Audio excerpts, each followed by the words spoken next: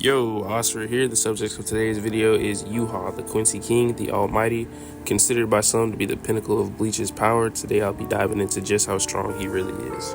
Yhwach has clearly been depicted as scaling above all the series' previous enemies and even scaling above majority of the characters. This is impressive because it puts him above the likes of the Espada, who can all destroy Lost Noches with the Gran Racero, and as Grimmjow demonstrated, they can perform this Gran Racero in base. The destruction of Lost Noches has been calculated from small country to multi-continental, which is not the highest possible scale for the Espada. For instance, Grimmjow could easily defeat Ichigo post Soul Society arc, who could block the Songyoku. With his Shikai, the Songyoku is capable of destroying the Soul Society, which most likely is referring to the planet and not the entire realm.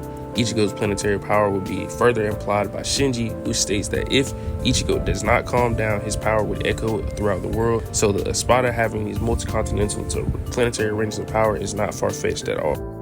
Yhwach's immense power is further solidified when you take into account Senna, who was able to push back the Soul Society in the world of the living using the power she got from the blanks in the Valley of Screams. This feat has been calculated to star level, but it can be much higher when you take into account the size of the Soul Society in the world of the living. The Soul Society has been shown to have a starry sky, and the world of the living, as mentioned by Cone, has distant galaxies. Ichigo is even seen reading a book about zodiac signs, which are derived from the constellations. These realms are realms of existence that exist in separate dimensions that would have to be likened to planets, as stated by the novel, which just implies they're not planets. So the Soul Society and world of living should be at least galaxy in size, potentially universal. Moreover, the amount of energy she gained from the blanks should be extremely high, as there's an infinite number of blanks within the Valley of Screams. Yhwach's scaling to the realms is further solidified after he gains the power of the Soul King and takes his place. He then maintains the cosmology, specifically the three realms. This is impressive because, as we discussed before, the Soul Society and the world of living are at least galaxy in size. The Soul Society contains Mukin that has multiple statements calling it infinite in size. Even more impressively, Yhwach was not only maintaining the cosmology as the new Soul King, but was planning to destroy or merge it all together. This will result in the destruction of these two realms, the Valley of Screams and the Dangai. The Valley of Screams is described as a space-time that contains infinite blanks, and the Dangai is stated to be a hyperspace.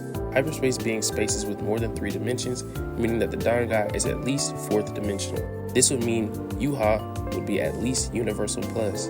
The manga goes on to show us the dots called the Kyongoku, or Valley of Screams.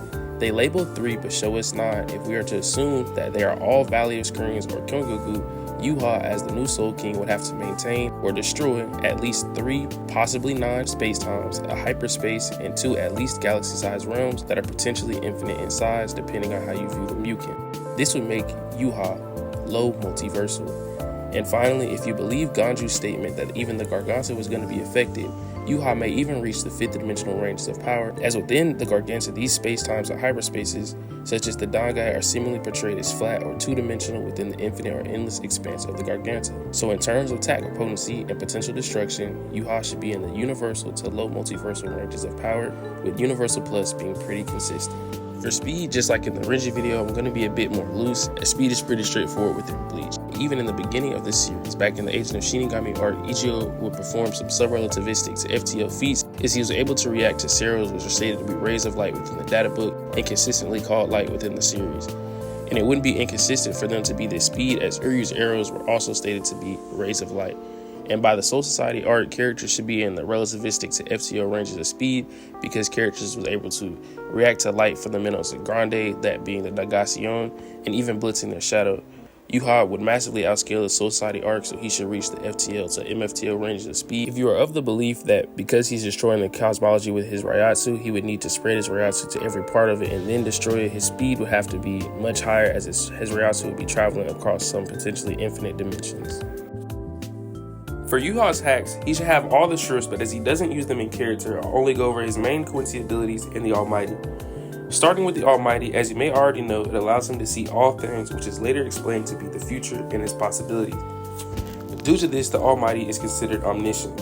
Furthermore, whatever he sees in these futures is rendered useless against him, because he has the power to take and give away the powers he's learned or seen. His ability isn't merely the ability to see the future, but the ability to alter and transform it. His most notable use of altering the future is breaking Ichigo's Bankai, and this form of the ability was so potent, or he means causality manipulation, couldn't reject or reverse its effect. Smaller uses of him altering the future are setting traps, For his Quincy abilities, obviously he can absorb reishi and use it to make projectiles such as arrows with his Sanct Bogan. His blunt vein allows him to amp his defense, and it should be above the likes of Asnot and Lloyd, who could resist absolute zero and the flames as hot as the sun from Yamamoto. He has Sanct Swinger, the ultimate defensive and offensive chant that tears apart anything it touches. He has the power to steal things with Sanct Altar, and his Blood Alpha Haben extends his defensive blunt vein outside of his body that allows him to take over anything that touches him. Those are his main abilities, and really quickly I want to go over a misconception about the Almighty. Because of his statements of being omnipotent, some people believe that it is that, but obviously it can't be omnipotent because with the silver arrow they could render it useless for even a short period of time. If it can be rendered useless, it obviously cannot be omnipotent. And really quickly to conclude the video, we've scaled Yhwach anywhere from planetary to low multiversal, with me personally believing he is in the universal to universal plus ranges of power, with low multi being a little bit of a highball, but I can see it. His speed should be FTL to MFTL, and he has a pretty impressive hacks. So with all that being said, thank you for watching. I hope you enjoyed, and I really hope to see you in the next video. If you're interested in more Bleach content, I have a Renji video that just was uploaded recently. Check that out.